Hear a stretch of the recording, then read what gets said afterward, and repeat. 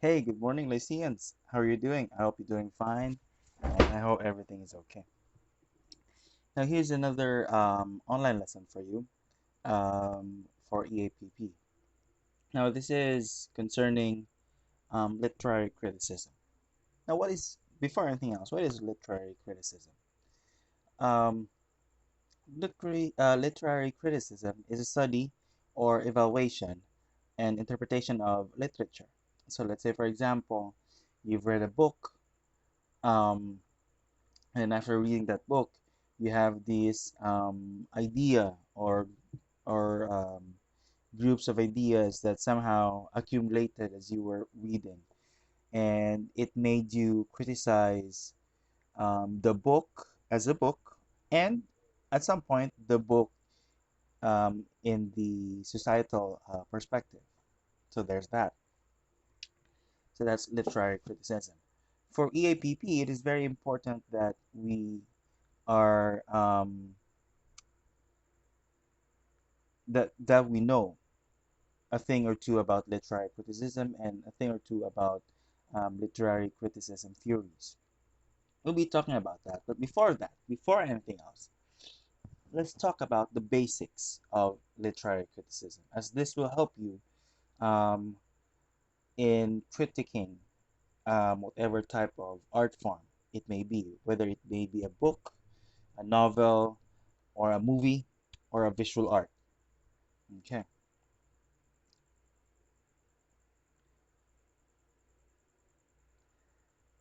So what is literary criticism? Now, according to Plato, in the Republic, he said poets should be kicked out of the Republic, mainly because, number one, according to Plato, poets are subversive.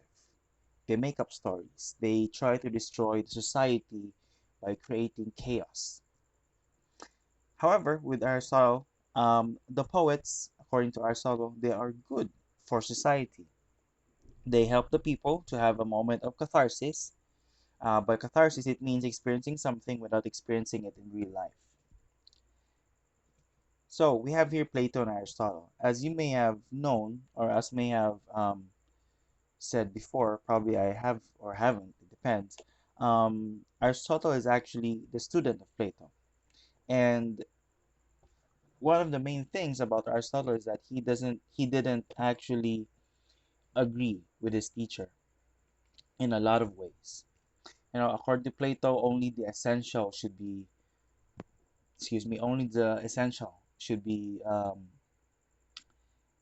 studied.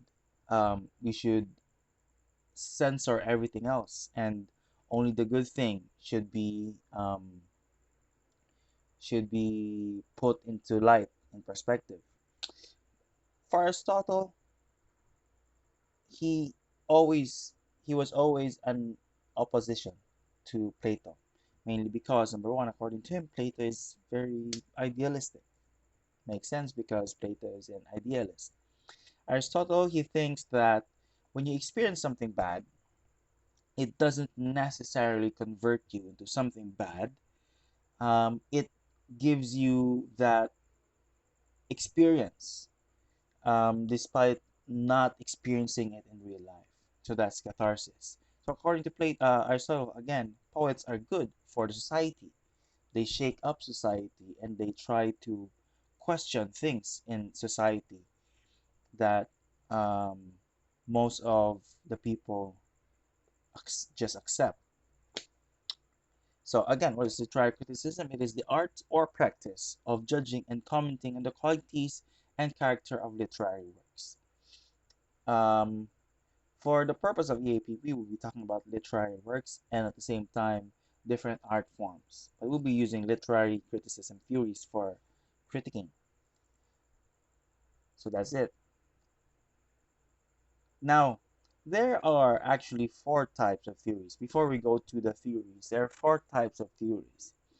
We have what we call mimetic, we have pragmatic, we have expressive, and we have objective. Now you say when you say mimetic, imitation, mime, it imitates the universe, most closely concerned with essence. So in this particular case, um, it talks about the poet, the poem and the universe.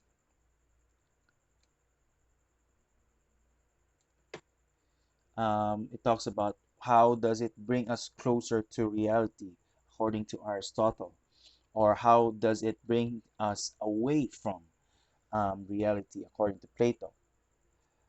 It like I said, it is concerned with essence, mainly because it is concerned with the true meaning and the true importance of a particular literary work or a particular art form.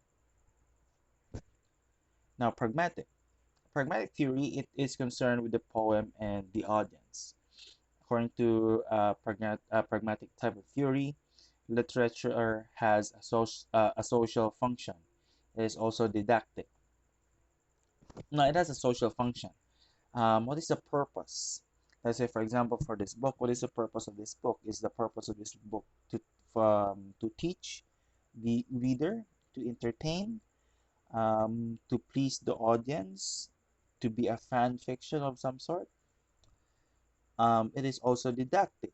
If this particular theory is didactic, it is instructive. It is like a textbook. It is moralizing. Now, usually pragmatic theories and theorists, they establish aesthetic rules to judge. Like, let's say, for example, the skill or the art of the poet and the taste or the judgment of the reader. And let's say, for example, for this particular theory, if it's a pragmatic type of theory, it is concerned with how the audience received it. Did they like it? Was the artist able to communicate to the audience in such a way? So that's pragmatic. Now, when you say expressive, immediately what comes to mind is self-expression. It is concerned with the poem and the poet. So the art and the artist. It is very sentimental. It is very atmospheric, imaginary, and non-Platonic. Now, it is also concerned, if it's an expressive type of theory, it is concerned with um, the poetry or the art form which has a personal function. Is it poetic? Prophetic rather. Was it prophetic? And was the art and the artist closely linked to each other? Let's say, for example, with Winnie the Pooh. Winnie the Pooh and its maker, its creator, is closely linked and related, mainly because it reflected the author's life in a certain way. Next, objective. When you say the literary criticism theory is objective, it is only concerned with internal structures or the self-referential theme of a particular art form or a particular poem. Let's say, for example, we don't talk about the poet anymore. We just talk about, or the artist anymore. We just talk about the poem or his art. Let's say, for example, we're talking about internal structures. Was the um, was the art form skillfully made? What made it skillfully made? If it is a poem or a novel, what made the novel good? Just by reading at the novel, by just looking at the novel, what made it good? Also, in this particular case, the art form is self-contained. It is a microcosm and has its own observable laws. Let's say, for example, with poems, the poems usually have measures, usually have rhyming schemes, or if doesn't have any rhyming scheme, what kind of structure does it have? Those kinds of things as internal structures. Now, given these types of theories, you'll be able to notice differences between theories that between literary criticism theories that maybe are similar or are very, very different. Now, although there are many types of theories, we'll be talking about only a few, and I've selected them as such. So, 20th century literary criticism, we'll be doing a lot of formalism type of criticism. We'll be doing a lot of reader response criticism. We'll be doing a lot of feminism, Marxism, psychoanalytic, structuralism, deconstruction, post-structuralism, the post-colonial theory, which is very important because we were a colony before, and as a previous colony, it would be very much important to understand as to why um, we have these kinds of mentalities and these kinds of novels, and also the ever popular and the part, particularly a bit modern queer theory. So we'll be talking about those, and we will be dissecting these types of criticism on the type of theory that they are, um, the essential things to remember with literary criticism theories such as this, and how do we use them to critique a particular work of art. So I have those. The next installment of this literary criticism online class, we'll be talking about different theories. We'll be taking this one at a time. We'll make it easier to understand, and so that when we come back to the class, we'll be able to talk about it more and really go deep with this literary criticism theories. So that's all I have for you today. I hope you're well, and I hope you're staying at home. I hope you're healthy. I hope you still are excited to go to class, as all of us do.